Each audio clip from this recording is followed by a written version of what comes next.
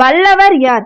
ஒரு நாள் எறும்பு தரையில் மெல்ல ஊர்ந்து கொண்டிருந்தது. அப்போது பூரான் அதன் அருகே வந்தது. நண்பா, நான் வருவதை கூட கவனிக்காமல் எங்கே சென்று கொண்டிருக்கிறாய் என்று கேட்டது. எறும்பு, பூரான் நண்பா, உன்னை கவனித்துக் கொண்டிருந்தால் என் கடமையை நான் சரிவர செய்ய முடியாதே என்று சொன்னது. அப்படி என்ன முக்கியமான கடமை என்று பூரான் கேட்டது. மழை காலத்திற்கு தேவையான உணவை வெயில் காலத்திலேயே தேடி சேர்த்து வைப்பது என் கடமை என்றது எறும்பு. உன்னிடம் பேசிக் கொண்டிருந்ததால் என் கடமையை செய்ய முடியாது என கூறி எறும்பு சென்று விட்டது. பூரானுக்கு எறும்பின் மேல் வருத்தமானது. அதனால் எறும்பை மட்டம் தட்டியே தீர வேண்டும் என நினைத்து கொண்டது. அடுத்த நாள் எறும்பு வரும் வழியில் நின்று, எறும்பே, கடமையை சரிவர செய்வதால் மட்டும் நீ வல்லவனாக முடியாது. உன்னால் என்னை போல் வேகமாக ஊர்ந்து வர முடியுமா? அப்படி வந்தால் நீ என்னை விட வல்லவன் என ஒத்துக்கொள்கிறேன் என்றது. அதற்கு எறும்பு மிக அமைதியுடன், பூரானே, உன்னளவுக்கு வேகமாக என்னால் ஊற முடியாது. அந்த தைரியத்தில் நீ பேசுகிறாய்.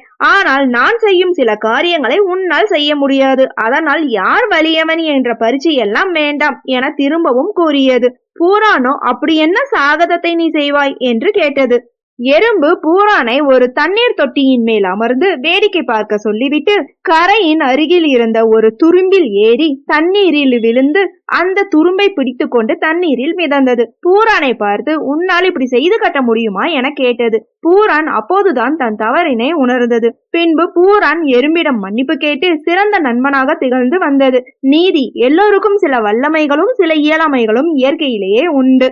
ஓகே ஃப்ரெண்ட்ஸ், நெக்ஸ்ட் வீடியோல பார்க்கலாம். இந்த வீடியோ உங்களுக்கு பிடிச்சிருந்தா லைக், ஷேர், சப்ஸ்கிரைப் பண்ணுங்க. தேங்க்யூ.